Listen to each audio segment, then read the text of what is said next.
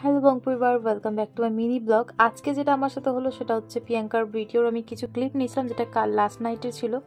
But সব থেকে খারাপ একটা বিষয় যে আমার ফোন থেকে সেটা সিস্টেমেটিক প্রবলেমের জন্য সে ভিডিওগুলো কিন্তু কোনো মতে শো অফ হচ্ছে না।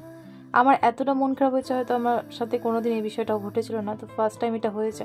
তো অনেকটাই আপসেট ছিলাম, কারণ ওর বিয়ের অনেক রিচুয়ালস নেওয়া হয়নি। তো যার জন্য পরের দিন কিন্তু সকাল সকাল আমি চলে এসেছিলাম ওর বাড়িতে ওর বিদায়ের জন্য, যেহেতু ওর শ্বশুরবাড়িতে সত্যি একটু ডিস্ট্যান্সে আছে। তো আমাদেরও খুব খারাপ লাগছিল, আমি আর বলতে দুজনে এসেছিলাম। ও খুব কান্নাকাটি করছিল, কারণ যতই হোক মেয়ের জীবনের সব থেকে কষ্টের মুহূর্ত হয়তো এটাই, যেখানে বাবা মার বাড়ি ছেড়ে চলে যেতে হয় তাকে অনেকটা দূরে গিয়ে। তো তার জন্য এখানে ও কান্নাকাটি করছিল, সবাই মন খারাপও করছিল, আমাদেরও কোথাও না কোথাও খারাপ লাগছিল যে হয়তো সম্পর্কটা সেম থেকে যায়, কিন্তু একটা বিদায়ের পর বা বিয়ের সিঁদুর দানের পর হয়তো সেই আগের মতোভাবে হয়তো থাকে না। তো কোথাও না কোথাও আমাদের মন খারাপ হচ্ছিলো যে ওকে কম দেখতে পাবো, তার সাথে কম দেখা হবে হয়তো, এটা ভেবে।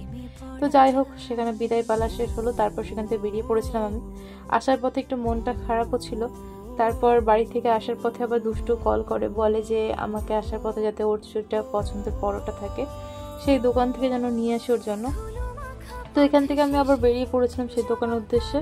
সেখান থেকে আমি ওর জন্য কিন্তু সেই পরোটাটা নিয়ে যাই। ও এখানকার পরোটা খেতে খুবই ভালোবাসে, আর এখানে পুরোটাই নিরামিষ পরোটা পাওয়া যায়, কোনো আমিষ হয় না, এখানে পুরোটাই নিরামিষ আর সম্পূর্ণ ঘরোয়াভাবে বানায়। তো এখান থেকে আমি দুষ্টুর জন্য পরোটাটা প্রত্যেকবার নিয়ে থাকি। এরপর চলো বাড়ি যাওয়ার পালা। তো দেখা হবে আরও একটা নতুন ব্লগের সাথে, ততক্ষণের জন্য সবাই ভালো থাকবে, সুস্থ থাকবে।